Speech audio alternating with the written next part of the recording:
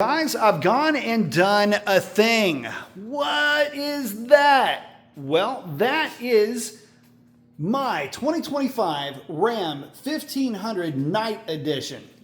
Let's chat about that. Well, before I start yammering too much, I'm trying to get you guys a profile shot. It is dark outside and it's raining, so we ain't dragging it out right now. More on that to come. She's a good looking truck though. Ah yes, the obligatory interior shots. Here's the rear. One thing I do like a lot about this truck is that these doors open almost 90 degrees to the cab.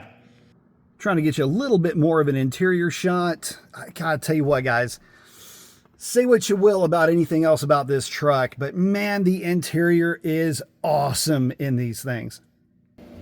Okay guys, so let's talk about this truck. Why did it show up here and how did we get here? Well, a few things. One, Buffy, my work truck that I have now, is going to be going away. And that would have left my F-150 to play double duty. It would have been the truck that I use to take out clients and also haul stuff around. And to be honest with you guys, that would have been just fine. But the thing is, well, I got a soft spot for Ram trucks. I really did miss these things, and I really particularly missed one truck. I had a 2014 Sport Edition, and that was one of my all-time favorite vehicles that I've ever owned.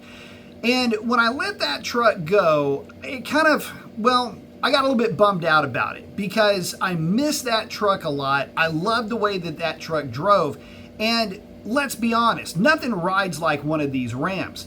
But I had my second thoughts, I have to admit. I mean, look, it is the standard output Hurricane 6. And, well, you know, a lot of folks have their own, well, their predispositions to engines like this. I got to tell you, though, after driving this particular truck, I see what all the fuss is about. Look, I've driven several of these Hurricane 6 powered Rams. In fact, just in the last couple of weeks, this is the fourth, I think, truck like this that I've driven. And I'll be honest, they are rather sensitive to fuel quality. Some of the trucks that I drove were duds. The one that I bought is absolutely not. Let me explain what I'm talking about there. So the Hurricane 6 versus the Coyote, it's kind of an interesting proposition. The Hurricane 6 makes so much torque and tip-in throttle versus the Coyote. It's down low, it's not even a contest. The Hurricane 6, driving it is just like driving any of these other relatively high performance 6-cylinder turbos. Think about the 3.5 EcoBoost, for example. And that engine, tons of torque, not a lot of horsepower, but lots of actual grunt. And that's how this standard output feels. And it's incredibly rich to drive, especially partial throttle, heavy load conditions. The truck actually kind of rips in a way that the Coyote kind of wishes that it could.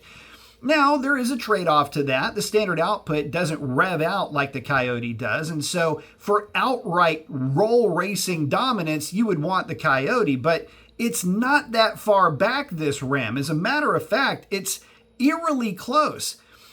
Let me just give you an example. I've dragged both of them in stock form, and I mean bone stock form, except for the fact that my F-150 had a cold air intake and an exhaust. Does that matter? Well, I don't know, but I put it all back to stock and gave it a go.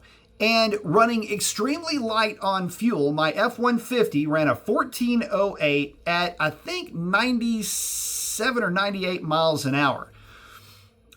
My Ram, with a very full tank of gas, which by the way is a 33-gallon tank on this truck, with all the same floor mats and everything else that F-150 had in it too, so no weight taken off of either truck except for the gas in the F-150, my Ram went a 1414 to the F-150's 1408, but weighing considerably more, and even taking the truck's actual curb weight out of the equation, the setup was a lot heavier. Having a full tank of gas, that matters when you're measuring down to the hundredths of a second here, when you're really splitting hairs.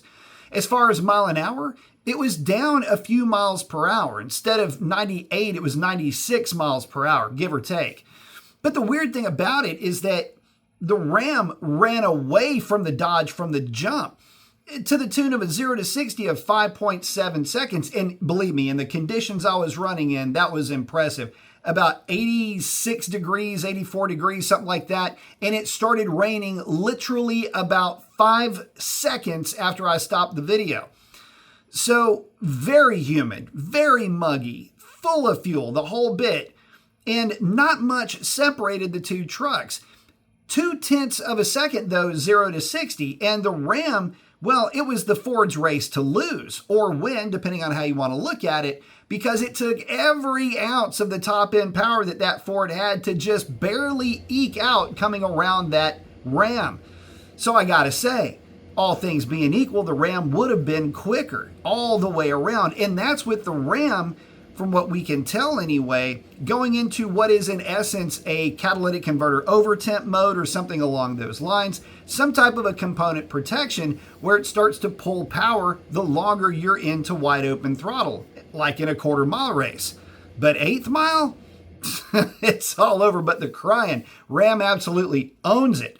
So how did this all come about? Well, I got to talking with a buddy of mine, Orange Crush, and we were looking at trucks, and he knew that I wasn't all that happy with the F-150 for a couple of reasons that really have nothing to do with the truck, just my own personal preferences.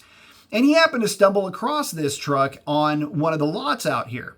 And as it turned out, they gave me a smoking deal on this truck and gave me a good trade-in value for the F-150. It was an offer that I really could not afford to pass up, literally. So I made the deal. And in the process, had a whole lot of fun. Now, what is to come with the Ram? Well, first of all, you know I had to reach out to my boy Matt over at Moe's Performance. We're going to be getting a set of the 2-inch lowering springs for this truck. It is a 4-wheel drive, but we're going to go ahead and level it out in the back, give it a bit more of a street stance, and a little bit on the fence as to what else I want to do to it. Maybe a Diablo Cat 6 tuning module, but we'll see. I got to tell you, I'm already having a lot of fun with this truck. I don't really feel like more power is going to be more fun with this thing. It's already a better driving experience than the F-150, taking power completely out of the equation because they're practically identical in that respect if you're just going off of numbers. And the Ram just simply rides better. With the 22-inch rims, it handles extremely well.